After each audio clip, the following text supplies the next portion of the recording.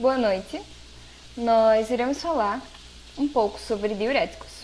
E a nossa equipe é composta por Ana Vitória, que sou eu, Andresa Cordeiro, Carlos Eduardo, Esther Milena, Indianara Alves, Jéssica Luana, Keila Raquel, Yasmin Kelly e Anne Thalita. Bom, diurético. Diurético é alguma substância que vai promover a diurese, ou seja, vai aumentar o volume de urina produzida e, consequentemente, a urina secretada. São medicamentos que atuam no funcionamento dos rins, interferindo no processo de filtração e reabsorção de água e sais, aumentando a quantidade de urina produzida pelo organismo. São usados para tratar hipertensão, insuficiência renal e cardíaca, pois vão ajudar na eliminação do sódio. Cada uma das classes de diuréticos vai agir em uma parte específica do néfron, promovendo a diurese e estabelecendo o controle hidroeletrolítico, no intuito de diminuir a volemia, o débito cardíaco e, assim, a pressão arterial. Todos os medicamentos diuréticos foram produzidos, todos não, a maioria, foi produzida a partir do desenvolvimento de experimentos com antibióticos da classe das sulfonamidas. Inclusive, essas classes vão apresentar um radical sulfonamida em sua molécula, como veremos adiante. Bom, os diuréticos inibidores da anidrase carbônica. Eles vão atuar no tubo contorcido proximal e, na prática, eles são pouco potentes por seu efeito farmacológico fraco. Mas, contudo, o uso da classe é ainda importante para o tratamento da hipertensão e glaucoma. O fármaco mais usado é o acetazolamida, e como é um derivado da sulfonamida, é possível a ocorrência de sensibilidade cruzada entre acetazolamida, sulfonamidas e outros derivados que estejam sendo ministrados. Estes fármacos vão inibir a anidrase carbônica. Essa enzima facilita a passagem do íon bicarbonato hidrofílico de um compartimento para outro. A passagem do íon bicarbonato para o compartimento vascular é importante para a manutenção da homeostase.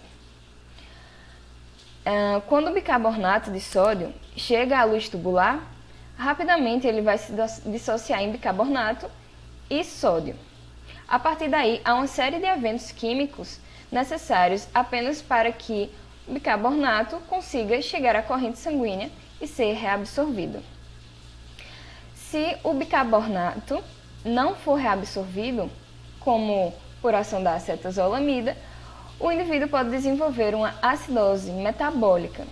Contudo, ao administrar o medicamento, a urina do paciente passa a se mostrar aumentada em volume e mais alcalina, devido à presença justamente do bicarbonato não reabsorvido presente na urina. Portanto, a intoxicação por acetazolamida vai ser caracterizada por uma acidose sanguínea e alcalose urinária.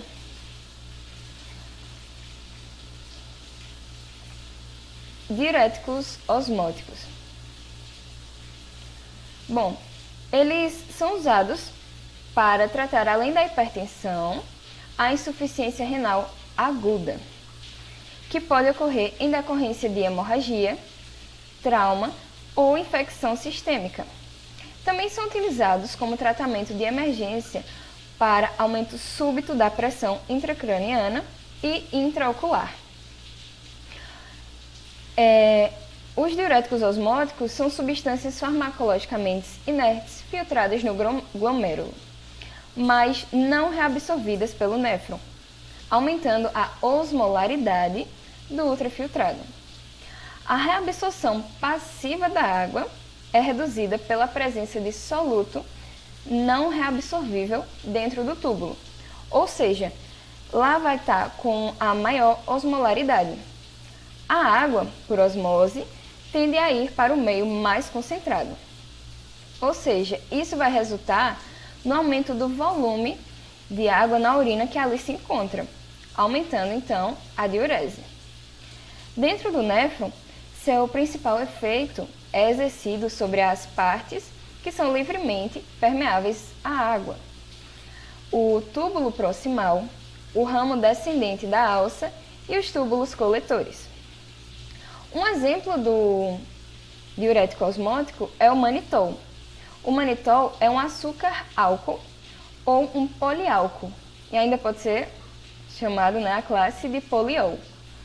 E devido ao seu efeito osmótico, promove um deslocamento do líquido intracelular para o espaço extracelular. Ele vai passar para os túbulos renais por filtração glomerular e só uma pequena porcentagem é reabsorvida nos túbulos. Nos túbulos, exerce o seu efeito osmodiurético, através do aumento da pressão osmótica, provocando o bloqueio da absorção de água do filtrado glomerular. As perfusões de manitol, as administrações de manitol, levam a um aumento da perfusão renal e, consequentemente, a um aumento da taxa de filtração. Alguns efeitos adversos do manitol e da classe vão incluir a expansão do volume do líquido extracelular e hiponatremia, que é a redução da concentração plasmática de sódio por excesso de água que ali se encontra, podendo ocorrer também cefaleia, náuseas e vômitos. Diuréticos tiazídicos. Bom, esses diuréticos têm como mecanismo de ação a inibição da reabsorção de sódio na porção inicial do túbulo contornado distal do rim, aumentando a sua excreção, assim como a excreção de cloretos e, em menor escala, de potássio e magnésio, que levam consequentemente à eliminação de água. Esses medicamentos têm uma potência moderada. Os diuréticos dessa classe são indicados para reduzir a pressão arterial e para o tratamento crônico de edemas associados à insuficiência cardíaca congestiva, cirrose hepática e doença renal. Um exemplo de medicamento da classe é o hidroclorotiazida. Este medicamento ele vai ser destinado ao tratamento da pressão alta, quer isoladamente ou em associação com outros fármacos antipertensivos. Pode ser ainda utilizado no tratamento dos inchaços associados com a insuficiência cardíaca congestiva, condição em que o coração é incapaz de bombear o sangue suficiente para satisfazer as necessidades do corpo, e também é usado em cirrose hepática e com terapia por corticoides ou estrógenos, associado. Ele é um medicamento que possui em sua fórmula a substância chamada hidroclorotiazida, que pertence à classe das substâncias tiazidas. Esta substância tem uma ação diurética, ou seja, vai aumentar a eliminação de líquidos do organismo através da urina. Outro exemplo de medicamento, a gente vai ter a clortalidona. A clortalidona é lentamente absorvida pelo trato gastrointestinal após a ingestão oral. Ela tem uma ação diurética prolongada que resulta em efeitos continuados. Esta ação prolongada da clortalidona é responsável pela maior eficácia em comparação com a hidroclorotiazida, que tem uma meia-vida mais curta. Esses diuréticos são assim denominados tiazídicos devido à estrutura química, que em sua estrutura química eles compõem o anel tiazídico.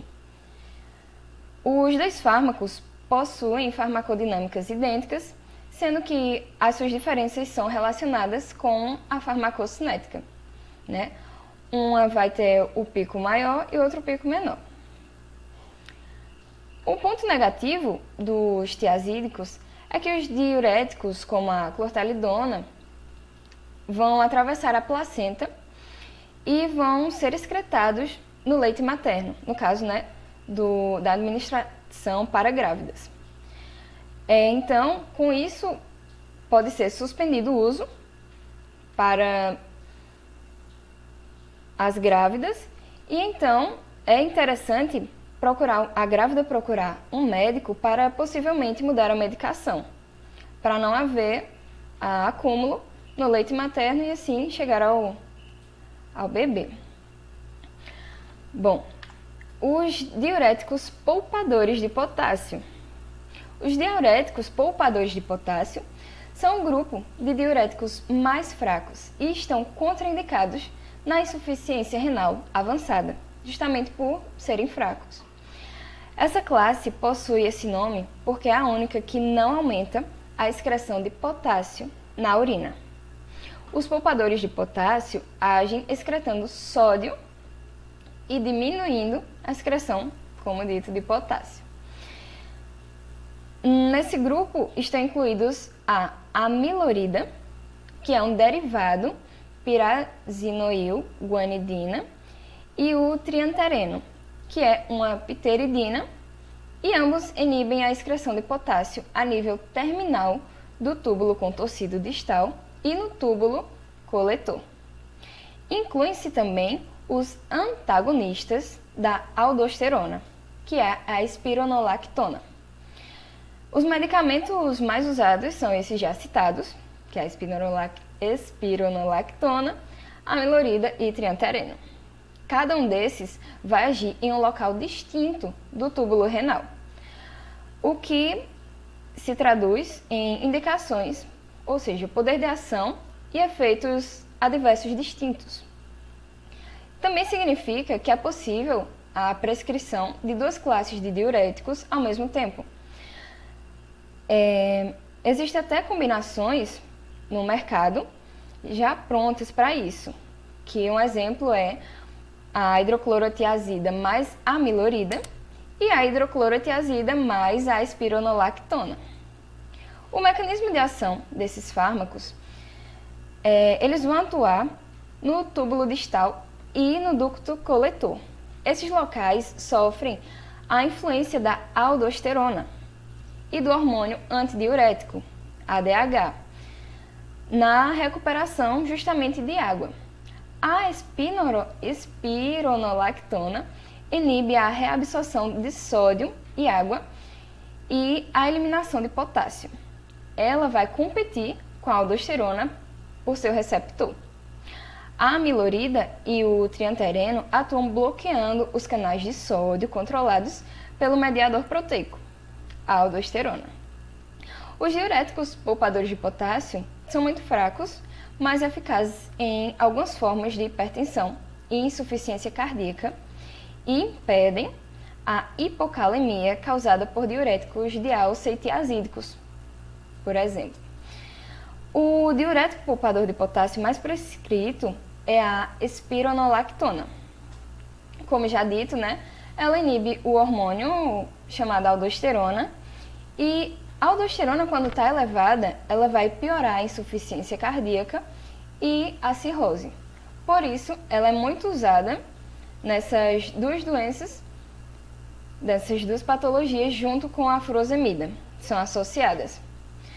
Os efeitos colaterais mais comuns são aumento do potássio, ginecomastia, aumento dos pelos e alterações menstruais. Diuréticos de alça. A classe é nomeada assim, pois vão atuar na alça de Henle.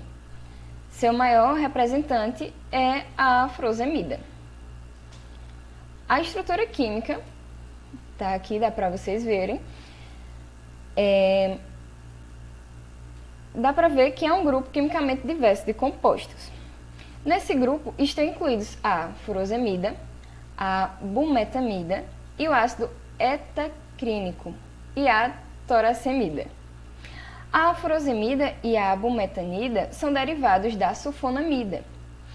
O ácido hetacrínico é um derivado do ácido fenoxiacético e a terosemida é uma sulfonilureia. O mecanismo de ação desses fármacos vai atuar na alça, atuando bloqueando diretamente o cotransportador de sódio, potássio e cloro. Na porção espessa da alça ascendente dos néfrons e aumentam o débito urinário desses eletrólitos e também o de água. Esse mecanismo pode ocorrer por duas razões.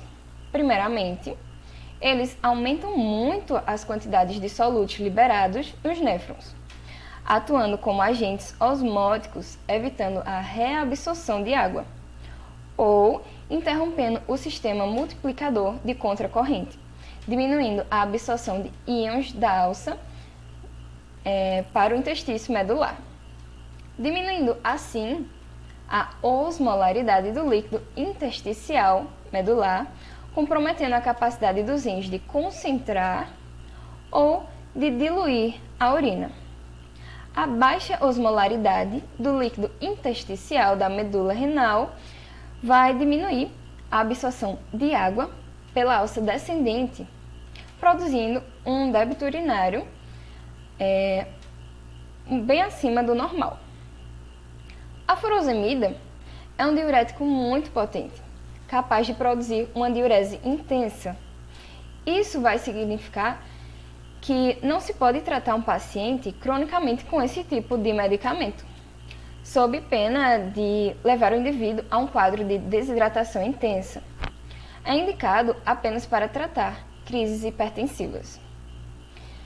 As indicações terapêuticas da classe é para o controle de edema pulmonar agudo, insuficiência cardíaca crônica, cirrose hepática complicada por astite, síndrome nefrótica e insuficiência renal.